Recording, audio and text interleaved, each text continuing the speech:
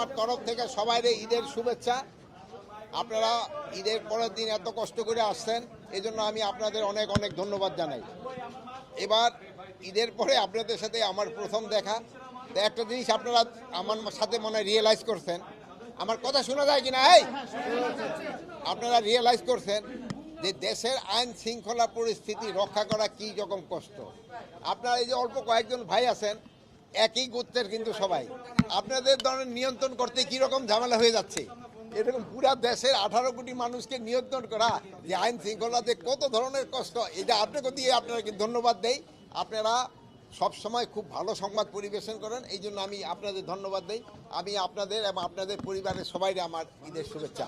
আপনি যথেষ্ট শ্রম দিচ্ছেন, অন্যান্য সময়ের চাইতে যথেষ্ট শ্রম দিচ্ছেন এই বয়সে। আপনি প্রত্যাশা করেছিলেন যে এবারের ঈদে আইন শৃঙ্খলা পরিস্থিতি অনেক ভালো থাকবে। তো আমাদের কাছে যাই মনে হোক না কেন, আপনি যে প্রত্যাশা করেছিলেন পর্যন্ত পূরণ হয়েছে, এই জন্য আমি এরকম কোনো বড় ধরনের কোনো রিপোর্ট আমি পাই নাই।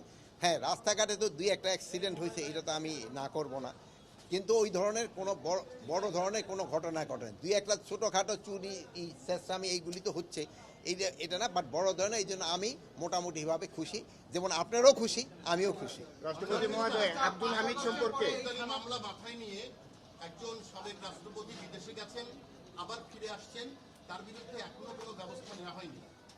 এখন লোক শোনা আপনারা বলছেন যে অনেক মামলাগুলি আছে, যে কিছু কিছু মামলাগুলি ইনভেস্টিগেশন হয় নাই, ইনভেস্টিগেশন হওয়ার পরে যে দোষী হবে তার আইনের আওতায় নেওয়া হয়েছে। আর কথা শেষ করতে দেন ভাই, মাঝখানে কথাগুলি তো কথা বলা যায় না। আপনারাই কিন্তু সবসময় বলছেন নির্দোষীরা যেন কোনো অবস্থায় সাজা না পায়, এই জন্য আমাদের ইনভেস্টিগেশনটা করতে দেন।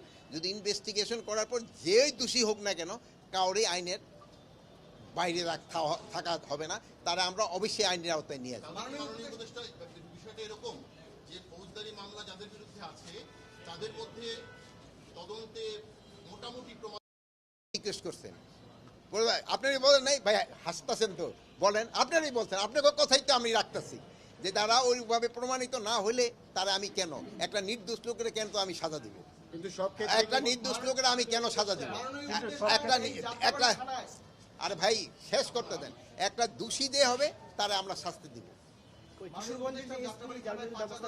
এখন এদের ক্ষেত্রে একটা কিশোরগঞ্জে এদের ক্ষেত্রে ধরেন একটা উপদেষ্টাদের একটা 3 জনের একটা কমিটি হয়েছে, ওনাদের একটা রিকমেন্ডেশন দিছে, ওই রিকমেন্ডেশনটা পাওয়ার পরে ওনাদের যদি দোষী হয় ওনাদের ব্যবস্থা নেওয়া হবে, যদি দোষী না হয় ওনাদের আবার যার যার জায়গায় ফেরত আসবে।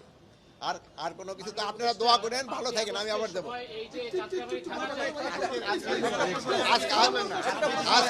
আজকে এই থানাটা এখানে শুনেন, এখানে হলো আজকের এখানে, আরে